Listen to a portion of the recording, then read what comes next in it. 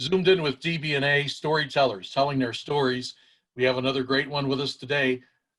Icon, a legend in Philadelphia, Neil Hartman. Neil, thank you for being with us today.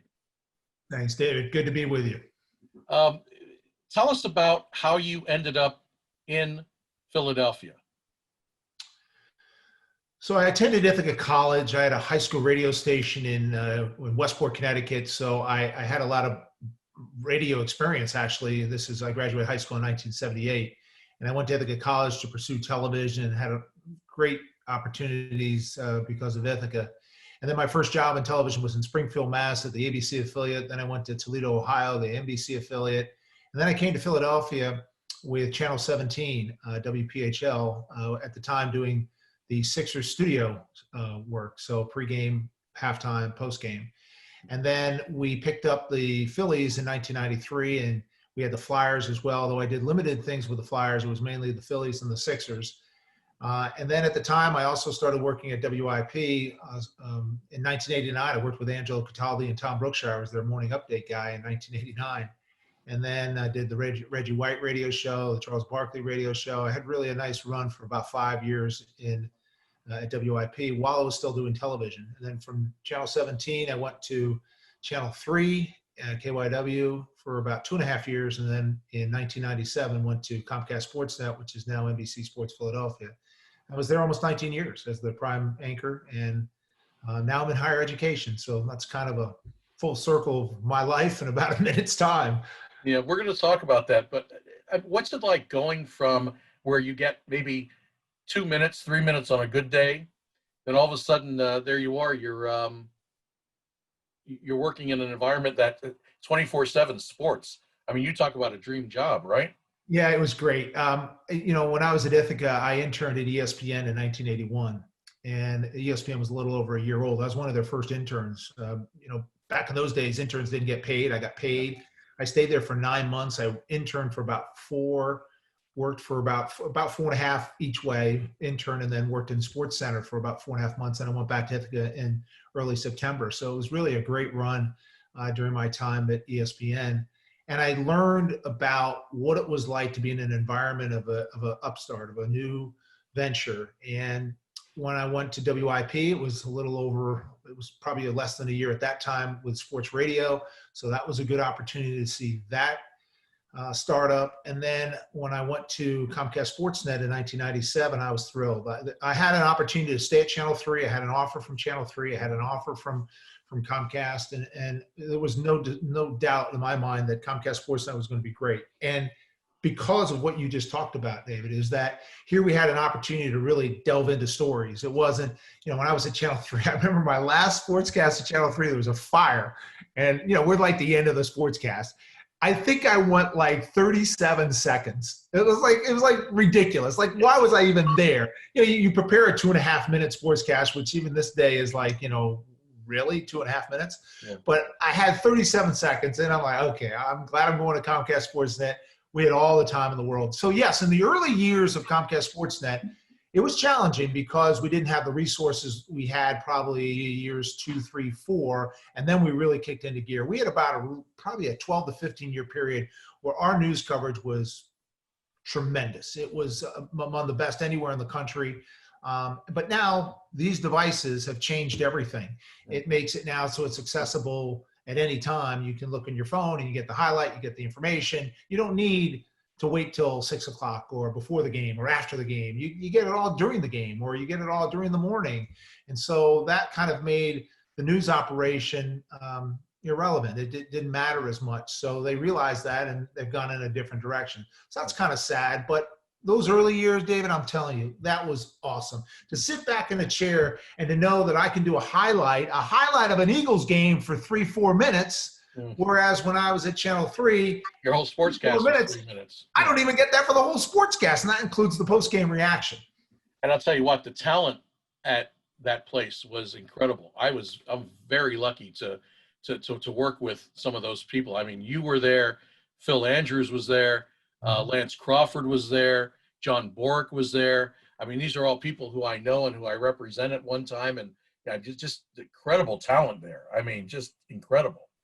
We had a really good Yeah. relationship with all our coworkers, not just the on air, Yeah. behind the scenes, particularly in those early years when we're all young and many of us didn't have a family at the time.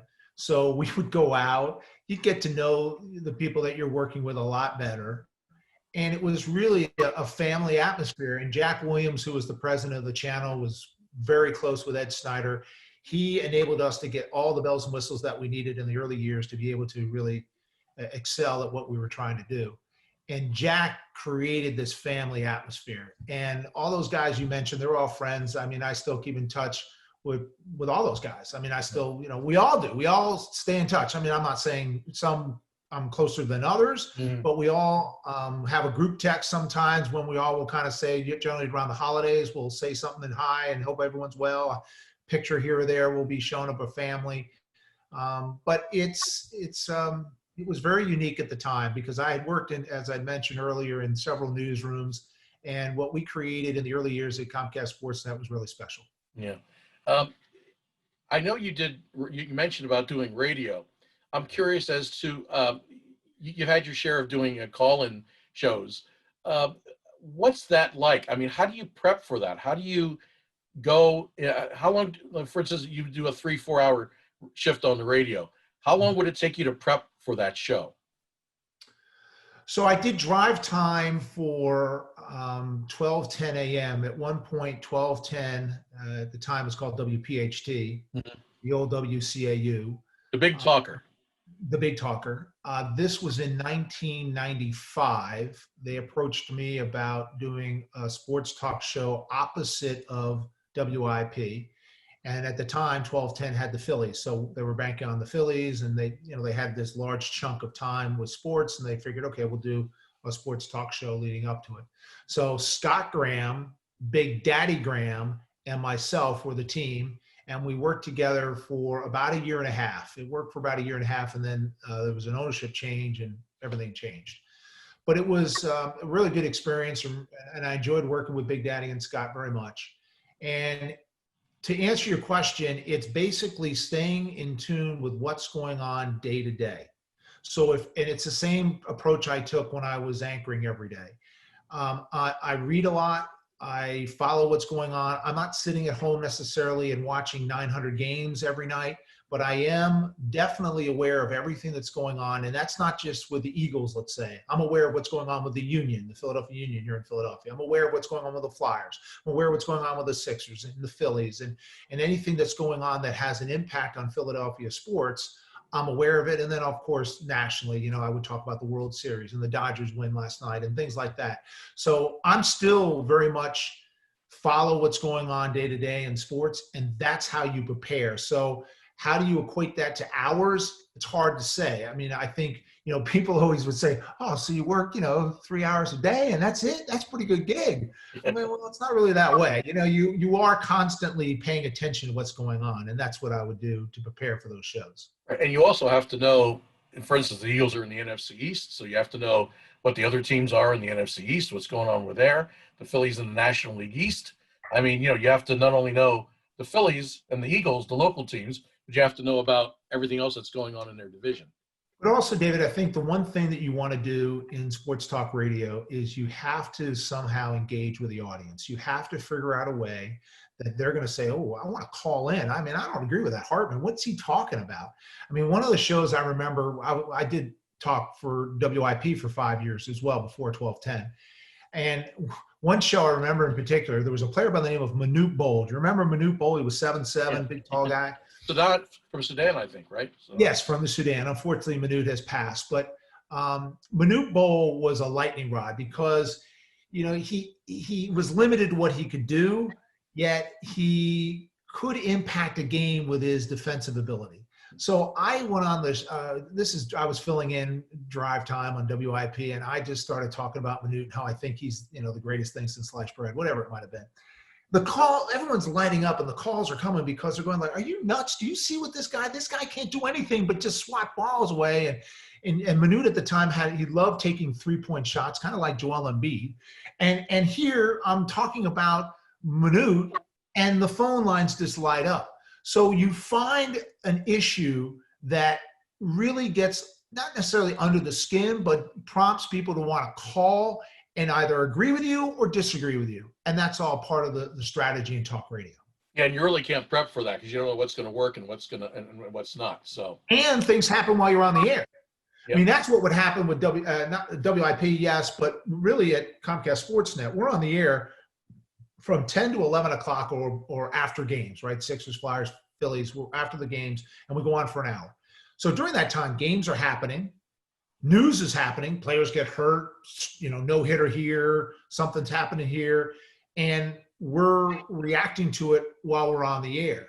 So that's what makes the job fun too, is that you're part of the breaking news that's going on and you're delivering it to the audience. Back in those days, that's the first time they would hear about it. Today, these things make it all that much different. So now you've done radio, you've done TV. You're like, okay, now what am I going to do after this? And you were lucky because you ended up finding something that you like almost as much as broadcasting. Yeah, but it didn't happen overnight. So, now, look, my contract wasn't renewed in 2016. I was making great money. I was very happy. I'm still to this day, Brian Monahan's the president of Comcast Sportsnet. I just texted Brian probably a couple weeks ago. Look, the business has changed. I understand. I was the beginning of what they wanted to do in changing their direction with how they would go about covering news. So for me at the time, I was like disappointed, but I wasn't surprised. Okay, so that happens, and that happens in the business, and you accept that. On the other hand, I was good. I have 35 years on the air. I didn't need to go back on the air. Ron Burke decided to go to Florida and stay on the air. John Bork, one of your clients at one time, I'm not sure if John's still a client of yours. I think he is, right? Is John still a client with you? Yeah. So John decided to go work in television. I took a different path. I said, okay, I want to find out what's the next chapter. What else do I want to do? What else am I really engaged in and excited about doing? So I checked a lot of different things, looking into being maybe a headhunter in sports and things like that. I looked into a number of different areas, looked into kind of getting involved somewhere utilizing my sports background. And then the teaching thing came about, and I always was kind of intrigued by it. So I went to work for Rowan Burlington County, RCBC, here in Mount Laurel. I live in Mount Laurel, New Jersey. And I went to work for this community college, great, beautiful campus, not even 10 minutes from my house. And I taught a class there, and I put on social media, very powerful. I put out there on social media that I'm going to be teaching. Well, my old boss at Channel 3, Paul Gluck, dear friend, nice man, he works at Temple University. He said, hey, Neil, you're going to be teaching? Come on in, come see me. I go to his office, and in his office is the HR person. They say, hey, I hear you're teaching for us. You're going to be teaching with us. I guess I am. So from that one introduction of a friend of mine at RCBC saying, hey, you should teach a sports class here, to Temple then reaching out. I worked at Temple for 2 years. Then Rowan University, wonderful people. John Giannini, who is the athletic director now at Rowan University, was the first director of the Center for Sports Communication and Social Impact at Rowan. Right, John, and a great basketball coach, too. And a great basketball coach at LaSalle University for many years. Yep. Went to the Sweet 16, all that. He took the interim job, and he recommended me for his job. And it was perfect timing, exactly what I wanted to do. So I went there and was thrilled. And I've been there now for a little over a year. Love it. I mentor students. As you know, I help get them internships and bring guest speakers to campus. And that's my role. And I also do teach a class, the history of sport in Philadelphia, which I did teach at Temple as well. So those are all part of my responsibilities now at Rowan University. Yeah, I have to tell you that we had interns for the first time this fall at DB&A, and 2 of the 3 interns were from Rowan University, and they're fantastic. They're very professional, and they know social media inside out, and there's very well educated kids, and they love the business. And the great thing is they love to write. They love to provide content. Usually people, I kind of was surprised because anybody who's going to these schools nowadays, they want to do on-air stuff. They want to be on air. They want to be stars. But these guys are like, hey, we care about content. We care about writing. We care about social media. And it's so refreshing. It's so great to work with them, Well, And so Taylor and Steele are, I go down my database. I meet with the students. That's part of my role, is meeting with the students. So I have over 250 students. We started this program 2 years ago, yeah. and we're the fastest growing major at Rowan University. And Rowan University has close to 20,000 students. And we are right now, I meet with these students, and I keep a record of their interests, what they want to do, all these type of things. And when I knew that you were interested in getting some internship help, I went down my database and I looked and I saw both Steele and saw Taylor, and I said, you know what, they would be a good fit for what you're looking for. And so I'm glad to hear that they're both working well. They keep in touch. They send me a weekly log. So I'm right now, we have, and during this time, it's not easy, David, with the pandemic, but we have over 20 students right now with internships. Some are actually in person. And so it's fulfilling to see these students get an opportunity, Yeah. and they're very appreciative of the opportunity now, particularly during this pandemic. Yeah, because a lot of stations, because the reporters aren't coming in on an everyday basis, if at all. Most of the reporters are working from their homes. It's kind of silly to have interns come in when there's nobody in the newsroom. There's nothing for them to do. So I'm also interested in the play-by-play sports broadcasting camps that you have. They're very, very, very popular. And it seems that they've been around for a while. So play-by-play sports broadcasting camp started in 2000, 2001. I believe this was just our 19th summer. Wow. And it was started by Jeremy Treatment. Jeremy worked for the Philadelphia Inquirer one time. He is a big promoter of high school sports as far as setting matchups and so forth. And Jeremy started this company, and then he was joined by a gentleman by the name of Stephen Goldstein a few years later. And together, Stephen and Jeremy have really built this great business.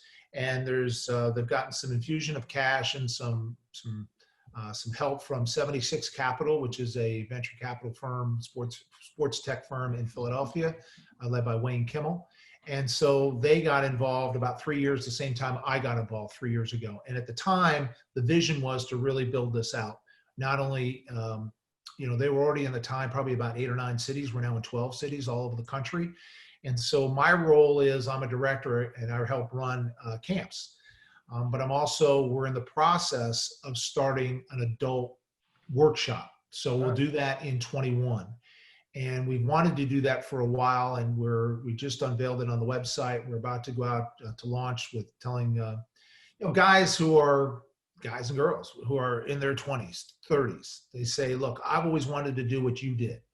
And they go, how do I do it? Well, we want to help them. So we help them prepare to be broadcasters, but also make some connections for them and try to help them. And that's one of the businesses that we're doing. The primary business is we have, as I mentioned, 12 cities. So we're all over the country, from LA to North Jersey, Philadelphia, Baltimore, Boston, Dallas, Chicago. We're really in a lot of Atlanta, a lot of great cities. So I run Chicago, I run South Jersey, I help run Philadelphia. Our Philadelphia camp is just huge. I'm also involved in their advanced workshop that they hold here in Philadelphia. So during 6 weeks out of the summer, I'm committed to doing camps. And we did them this year. We did 6 weeks. I did Zoom calls for 6 weeks straight for 6-7 hours a day. That was challenging. However, it taught us that we can do a lot of things with this medium, with video conferencing. And so now we're doing things all year round, whereas in the past, we only did them in the summer. And now we can do them all year round. Great. So I happen to know, I'm sorry, Neil, yeah. I happen to know that there's people who go every year. There are. Oh, tons. It's like there's people who started 10 years ago. And those people also keep in touch with each other too. It's kind of like a fraternity, It's amazing, Dave. I'm telling you. So in Philadelphia, there's probably, I think we capped it last year or 2 years ago when we were in person. And I think 127 is what we had. Wow. We were going to try to go to over 200 this year, and we could have done it. We had to turn people away. We only had so much space, but then we were planning on this year of expanding it. So what happened was we had 127. I would say of that 127, probably 60 of them were overnight campers.